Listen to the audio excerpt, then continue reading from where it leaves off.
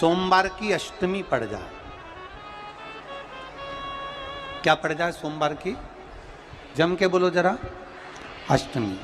या तो सोमवार की अष्टमी पड़ जाए, या हर महीने शिवरात्रि आती है, हर महीने आती है, या तो सोमवार की अष्टमी पड़ जाए या फिर सोमवार की शिवरात्रि पड़ जाए, हर महीने आती है।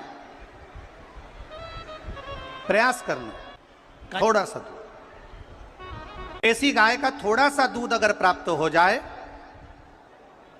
बेलपत्री के पत्ते से दूध कटोरी में लेकर, मात्र बेलपत्री के पत्रे से एक एक बूंद, अगर दूध आप एक बूंद अगर ज्यादा ना मिला हो, एक चम्मच भी अगर आपको दूध देसी गाय का मिल गया हो, और सोमवार की अष्टमी पड़ जाए या सोमवार की, जम के बोलो, शिवरात्रि पड़ जाए, उसमें केवल अगर देसी गाय का दूध मिल जाए, जर्सी गाय का नहीं हो, देसी गाय का अगर दूध मिल जाए, बेलपत्री के पत्ते से, तुम्हारे घर के अंदर अगर शिवलिंग है या मंदिर में शिवलिंग है या तुम्हारे नजदीक में कोई शिवलिंग है, उस पर बूंद बूंद, एक एक बूंद अगर शिवलिंग पर दूध समर्पित कर रहे हो, श्री शिवाय नमस्तुभ्यम, नमः शिवाय, या षडाक्षर मंत्र ओम नमः शिवाय, या 33 अक्षर का मंत्र महामृत्युंजय मंत्र, इसका स्मरण कर कर शिव जी पर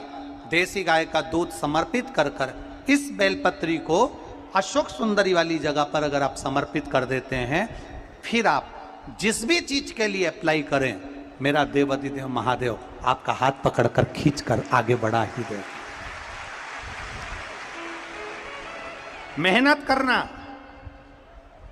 कर्म पूरा करना, पढ़ाई अच्छी करना, और पढ़ाई के साथ में विद्या अध्ययन करने के साथ में अच्छी मेहनत के साथ में देसी गाय का दूध भगवान शंकर को समर्पित करना, भगवान शंकर को समर्पित करना, देसी गाय का दूध धीरे धीरे धीरे धीरे समर्पित करना, भावों के साथ आप समर्पित करें। देसी गाय का दूध एक एक बूंद समर्पित करिए, धीरे धीरे समर्पित करें। और देसी गाय का दूध जब धीरे धीरे समर्पित करें, बड़े रास्ती से, आनंद से धीरे धीरे जब आप समर्पित करेंगे, बेलपत्री वही दूध में सनी हुई बेलपत्र, अशोक डंडी का भाग शिवलिंग की ओर नहीं होना चाहिए, उस समय पर डंडी का भाग जहां से पानी बहकर जाता है अशोक सुंदरी की ओर से, वहां पर होना चाहिए। कार्य में सफलता मिलती ही है। शिव तत्व को धारण करें। सोमवार की अष्टमी का मतलब आपको इंदौर की कथा में बताया था, जिस दिन शंकर और पार्वती के मिलन का दिवस हो, और केवल एक माता पार्वती के अकेले मिलन का नहीं, 64 योगनिया तक भगवान शंकर से मिलने के लिए आती है। पीला चंदन लगा लेना, कितना लगाना है, बीच वाला जो पत्ता है उस पर पीला चंदन। जब आपको लगे कि मेरा जीवन बहुत कष्टमय है, अब ये रोग, अब ये कष्ट दूर ही नहीं हो रहा, अब ये आए दिन तकलीफ पर तकलीफ बढ़ती जा रही है, आए दिन रोग बीमारी, पैसा घर में बच नहीं रहा, बहुत कष्ट है,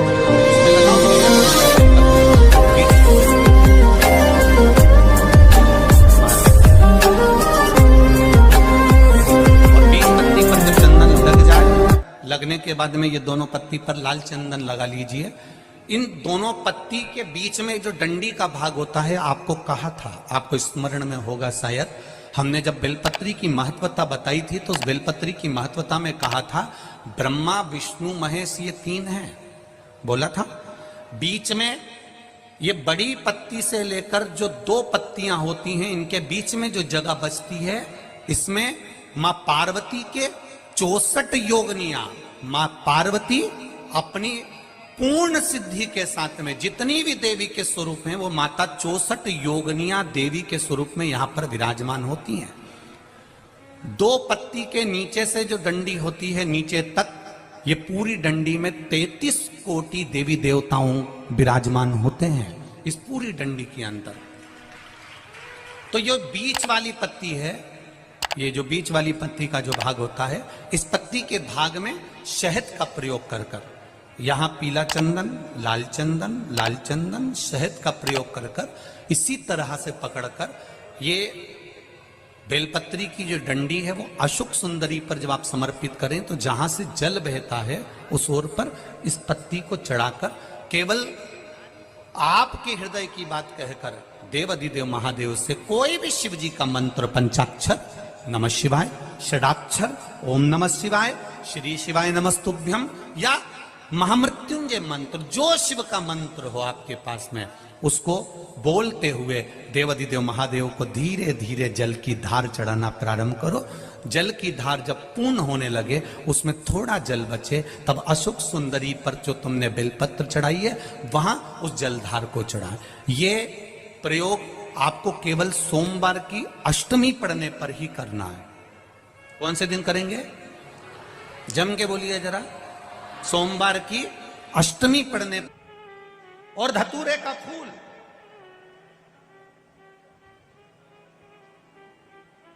कांटे वाला धतूरा और उसमें लगने वाला एक पुष्प, आस्था चैनल पर आप लोग देख रहे होंगे धतूरे के फूल का दर्शन। धतूरा और धतूरे का पुष्प छोटा सा पौधा है, ज्यादा बड़ा नहीं है, कांटा लग रहा है, धतूरा लग रहा है, और उसमें भी साधारण धतूरा नहीं, जिस धतूरे के नीचे की डंडी लाल कलर की होती है, अगर वो सोमवार की अष्टमी को देवाधिदेव महादेव को समर्पित करी जाती है तो उसके घर में कभी संपदा की कमी नहीं होती है। वो धतूरा है, साधारण नहीं है। धतूरे में भी लाल डंडी, जैसे धतूरा गोल होता है उसके नीचे एक छोटी सी डंडी देखो, धतूरे के अंदर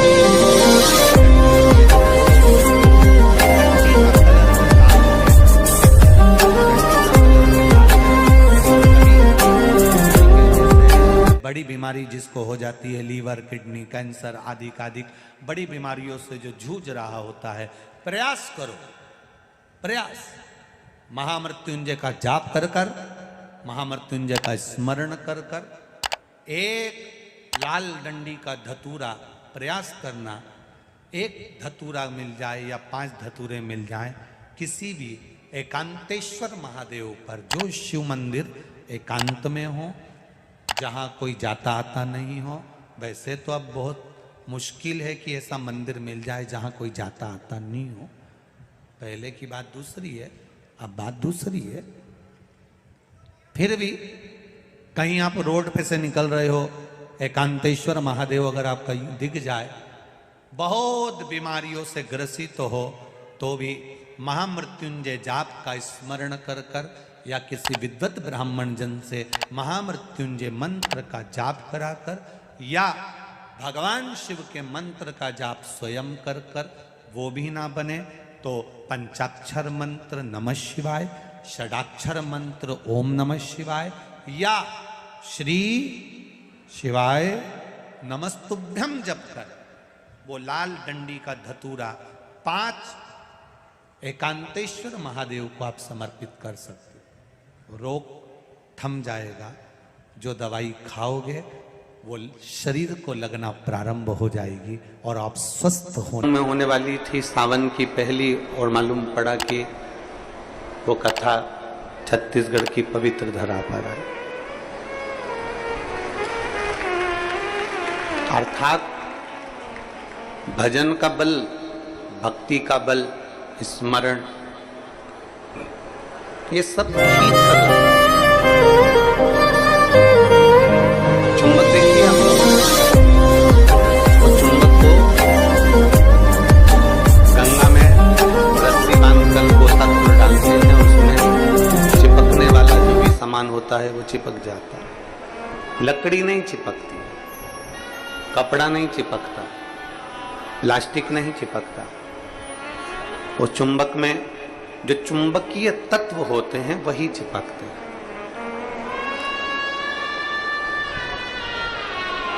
हम तो ये मानते हैं कि सावन के महीने में भी भोलेनाथ एक, जैसे लोग गंगा जी में चुंबक फेंकते हैं और उसमें जो चिपक गया वो चिपक गया, उसी तरह भोलेनाथ भी सावन के महीने में शिव महापुराण रूपी चुंबक को डालकर हिलाते रहते हैं। किसके भाग्य में है और कितने लोग चिपक सकते हैं ये उसी को मालूम है।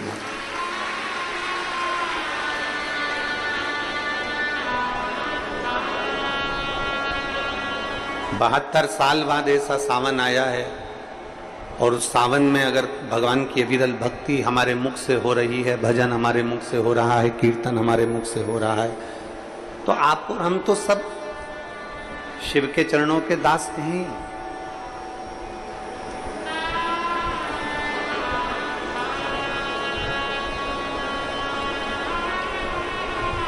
कहते हैं, शिव महापुराण की कथा कहती है, नौकरी ऐसी होना चाहिए, सर्विस ऐसी होना चाहिए जहां जाने का मन करे।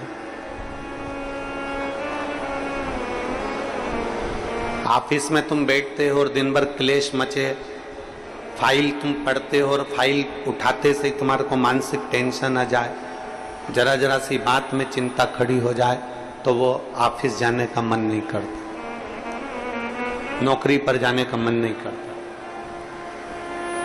नौकरी ऐसी हो जहां जाने का मन करे, और घर ऐसा हो जहां वापिस आने का मन करे। तो समझ, घर में अगर क्लेश हो रहा है, बहुत अशांति हो रही है, बहुत लड़ाई हो रही है, बहुत विवाद हो रहा है, कहीं सास का मुंह फूला रहे, कहीं बहू का मुंह फूला रहे, कहीं बेटे का, कहीं बेटी का, कहीं माँ का, कहीं पिता का, कहीं भाई, कहीं बंधु, इनके मुंह फूले रहे, तो घर में आने का मन नहीं करता। पत्नी का दिन भर मुंह फूला रहेगा तो पति का घर आने का मन नहीं करेगा। माँ बाप का अगर मुंह फूला रहेगा तो बच्चों का घर आने का मन नहीं करेगा। नौकरी ऐसी हो जहां जाने का मन करे, मन करे आपका कि मुझे बड़े उत्साह से जाने का। एक प्रश्न आपसे पूछते हैं, उम्मीद है कि आप लोग उत्तर अच्छा देंगे। हमने भी पढ़ाई करी, आपने भी पढ़ाई करी, हमने भी विद्या अध्ययन करा, आपने भी विद्या अध्ययन करा। जब स्कूल में पढ़ते थे, मैथ का सब्जेक्ट आता या साइंस का आता, इंग्लिश का आता, कोई सब्जेक्ट जब सामने आता, तो कोई कोई टीचर इतना अच्छा होता था कि उसके सब्जेक्ट में भले मन ना लगे पर उसके सब्जेक्ट में बैठने का मन जरूर करता था। बोलो सही है कि गलत? बोलो सही है कि गलत? और कोई कोई टीचर ऐसा होता था कि उसके सब्जेक्ट में जाने का मन नहीं करता था।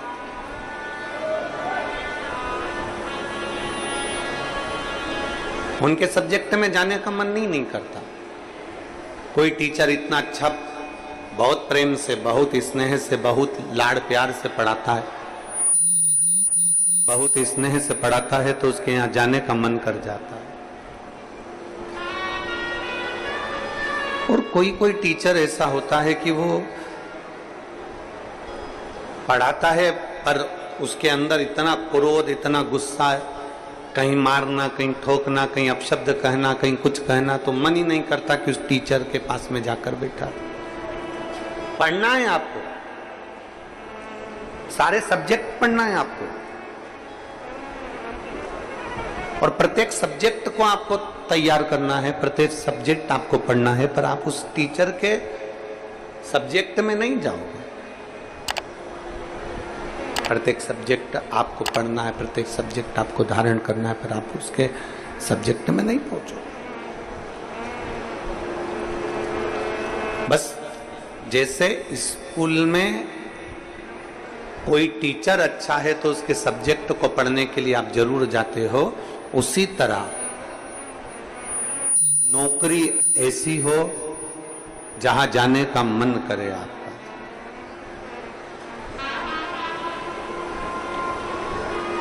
नौकरी ऐसी होना चाहिए जहां तुम्हारा जाने का मन करे, जहां तुम्हारा बार बार मन करे, 5 भी बज जाए ना तो भी मन करे कि थोड़ा आधे घंटे और काम कर लूं, 1 घंटे और काम कर लूं, 15-20 मिनट और काम कर लूं।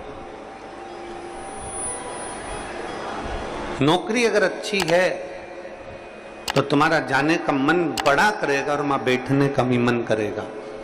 तो शास्त्र कहता है कि नौकरी ऐसी हो जहां तुम्हारा जाने का मन करे, और घर ऐसा हो जहां पर सब प्रेम से रहते हो, तो नौकरी से और दुकान से घर आने का मन करे, तो समझ लो कि तुम्हारा घर श्रेष्ठ है। तो समझिए कि उसमें तुम्हारी श्रेष्ठता है।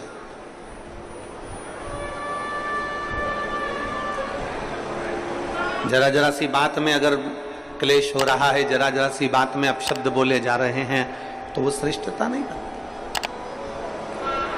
लोरमी वालों ने भी बहुत व्यवस्था कर रखी थी, परंतु कीचड़ इतना है, मिट्टी काली है, पानी पड़ा हुआ है, इसलिए प्रशासन भी उस चीज को हाँ नहीं भर पाया, क्योंकि उनको दिखता है कि इतना लाखों में। अब आप देखिए कि 3 पंडाल बड़े बड़े डूम भरे पड़े हुए हैं, उधर भी बाहर भक्त हैं, उधर भी बाहर भक्त हैं, और इधर देखोगे तो चारों तरफ बाहर पूरे के पूरे भक्त भरे पड़े हुए हैं।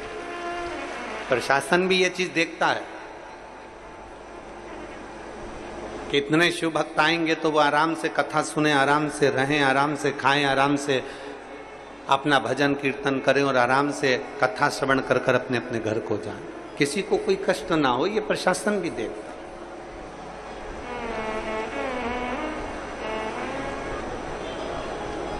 21,600 श्वास में से 21,600 श्वास जो चल रही है, उसमें से जितनी श्वास हम परमात्मा को दे सकते हैं उतना दीजिए। हम जितना भजन कर सकते हैं उतना भजन करें, हम जितना स्मरण कर सकते हैं उतना स्मरण करें। और तेरी कृपा बिना न हिले एक भी अणु, लेते हैं श्वास तेरी कृपा से तनु तनु।